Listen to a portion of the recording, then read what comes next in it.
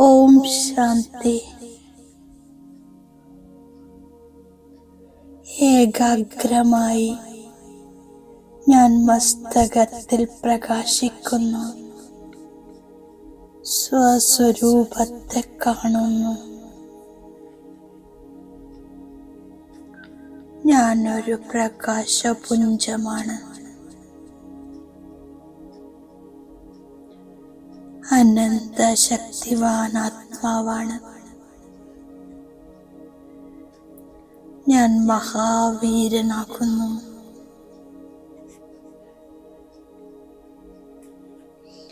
മഹാവീര ആത്മാവിന് ഒരു രാമൻ അഥവാ പരമാത്മാവിനെ കൂടാതെ മറ്റാരെയും ഓർമ്മയില്ല.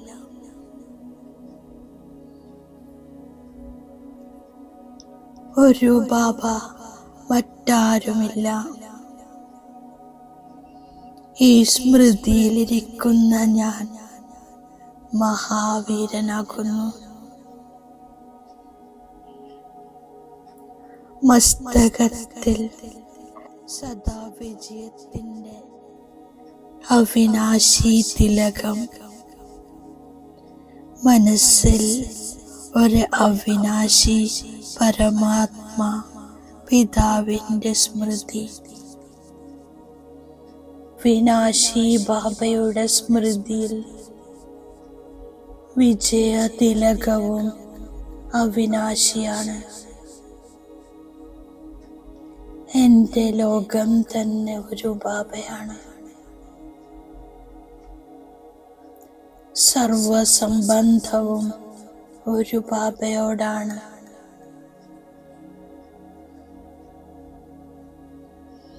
എനിക്ക് സർവപ്രാപ്തികളും ഒരു ബാബയിൽ നിന്നു ലഭിക്കുന്നു. സർവസംബന്ധങ്ങളുടെ സ്നേഹം ഒരു ബാബയിൽ നിന്നും പ്രാപ്തമാക്കുന്നു. ഇനിയൊന്നും ബാക്കിയായിട്ടില്ല. അപ്പോൾ ബുദ്ധി മറ്റെവിടെയും അലയുന്നില്ല. മനസ്സിൽ കേവലം മേരാ ബാബ. ബുദ്ധി ഒരു ബാബയിൽ ഏകാഗ്രമാണ്. ഹൃദയത്തിൽ ഒരേ ഒരു അൻഹദ് നാദം മാത്രമാണ്. ബാബ ബാബ ബാബ. ഹൃദയത്തിൽ ഒരു ശുപരമാത്മാവിനെ ഇരുത്തിയിരിക്കുന്ന ഞാൻ മഹാവീരനാണ്.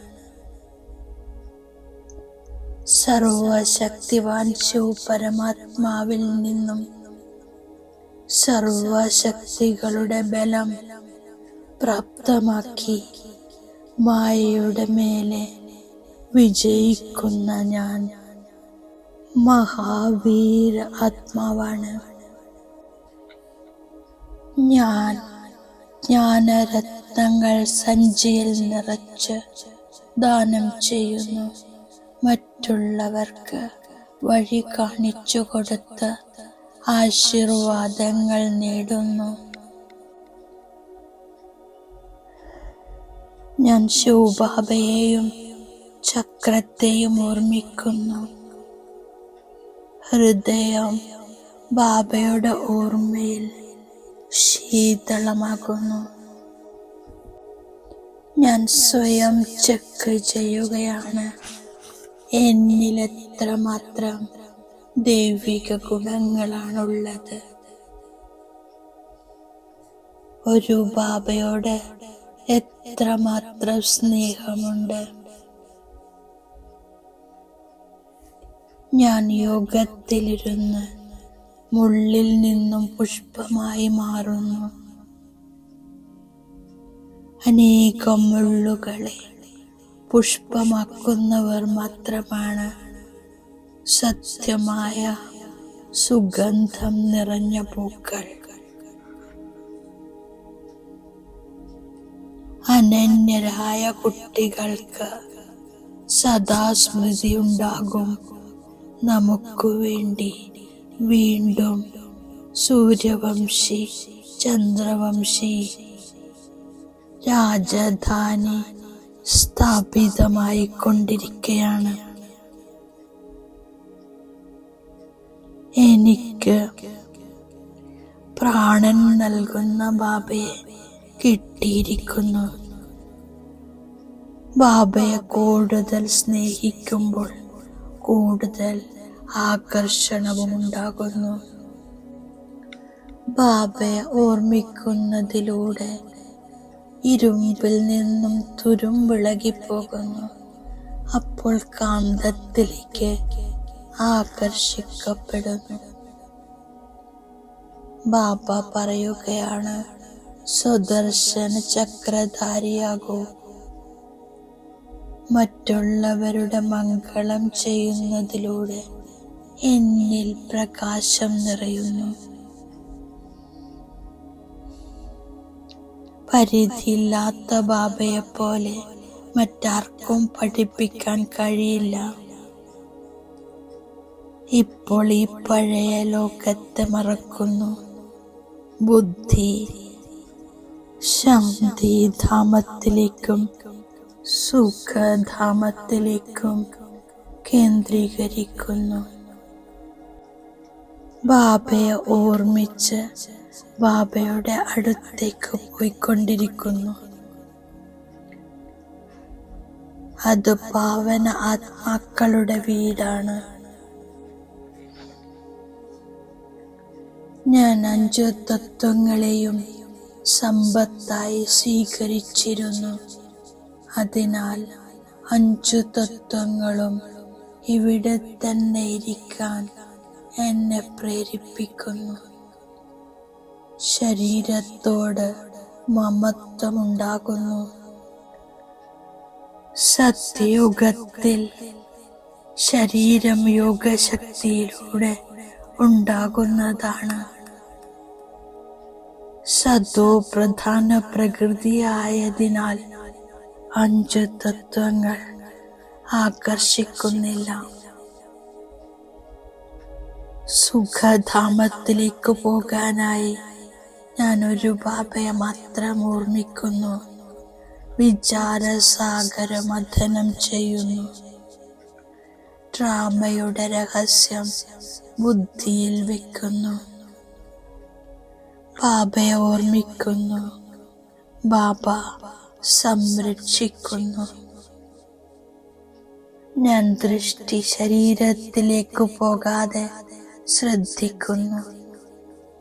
ഇത് ഉയർന്ന പഠനമാണ്. ഞാൻ മഹാവീരനായി ഏകരസസ്ഥിതിയിലിരുന്ന് പുരുഷാർത്ഥം ചെയ്യുന്നു. എല്ലാവരുടെയും സങ്കല്പമാകുന്ന വിരൽ ഒന്നായിരിക്കണം. അപ്പോൾ സിദ്ധിയുണ്ടാകും. ബാബ ഡ്രിൽ ചെയ്യിപ്പിക്കുന്നു. 5 നിമിഷത്തേക്ക് വ്യർത്ഥ സങ്കല്പങ്ങളെ പൂർണ്ണമായും സമാപ്തമാക്കി ബീജരൂപ ശക്തിശാലി സ്ഥിതിയിൽ സ്ഥിതി ചെയ്യുന്നു. വ്യർത്ഥ സങ്കല്പങ്ങൾ സമാപ്തമാക്കാൻ വിശ്വാസവും ഉൾക്കൊള്ളുന്നതിനുള്ള ശക്തിയും ആവശ്യമാണ്. സംഘടനയിൽ പരസ്പരം വിശ്വാസമുണ്ടാകുമ്പോൾ സഫലത പ്രാപ്തമാകുന്നു. മറ്റുള്ളവരുടെ തെറ്റുകൾ തൻ്റെ തെറ്റാണെന്ന് മനസ്സിലാക്കി അതിനെ വ്യാപിപ്പിക്കരുത്. അത് ഉൾക്കൊള്ളാനുള്ളതാണ്. വ്യർത്ഥ സങ്കല്പങ്ങളെ ഉൾക്കൊള്ളുന്നു. വ്യർത്ഥ സങ്കല്പങ്ങൾ ഉള്ളിടത്തോളം ഏകരസസ്ഥിതി ഉണ്ടാകില്ല. ആത്മിക ദൃഷ്ടിയും മംഗളത്തിന്റെ ഭാവനയും ഉണ്ടാകണം. ശ്രേഷ്ഠ ജ്ഞാനവും ശക്തിശാലി സ്ഥിതിയുമാണെങ്കിൽ സിദ്ധി പ്രാപ്തമാകുന്നു. ഞാൻ ഉൾക്കൊള്ളുന്നതിനുള്ള ശക്തി ധാരണ ചെയ്യുന്നു. യോഗാഗ്നിയിലൂടെ വിനാശത്തിന്റെ അഗ്നി ജ്വലിക്കുന്നു. ബാബ തന്നിരിക്കുന്ന വരദാനത്തിന്റെ സ്വരൂപമാകുന്നു. വ്യക്തത്തിലിരുന്നു കൊണ്ടും അവ്യക്ത ഫരിസ്താരൂപത്തിന്റെ സാക്ഷാത്കാരം ചെയ്യിപ്പിക്കുന്ന വെള്ള വസ്ത്രധാരിയും ലൈറ്റ് ധാരിയുമാകുന്നു. നാനാഭാഗത്തും ഫരിസ്താരൂപം പ്രകടമാകണം. ശരീരത്തിൽ നിന്നും വേർപെട്ട് അന്തർവാഹക ശരീരത്തിൽ ചക്രം കറങ്ങുന്നതിൻ്റെ അഭ്യാസിയാകുമ്പോൾ ഇത് സംഭവിക്കും. സർവഗുണങ്ങളുടെയും ശക്തികളുടെയും അധികാരിയാകുന്നതിന് ആജ്ഞാകാരിയാകൂ. ബാപ്പ് ദാദ സൂചന നൽകുന്നു. ബാപ്പ് ദാദയ്ക്ക് സമാനം സദാ സ്വതന്ത്രമായിരിക്കൂ. മാസ്റ്റർ സർവശക്തിവാനാണ് എന്നുള്ള സ്മൃതി വർദ്ധിപ്പിക്കൂ. ഇതിലൂടെ എല്ലാ കൂടുകളിൽ നിന്നും മുക്തമായി പറക്കുന്ന പക്ഷിയാകും. ഓം ശാന്തി.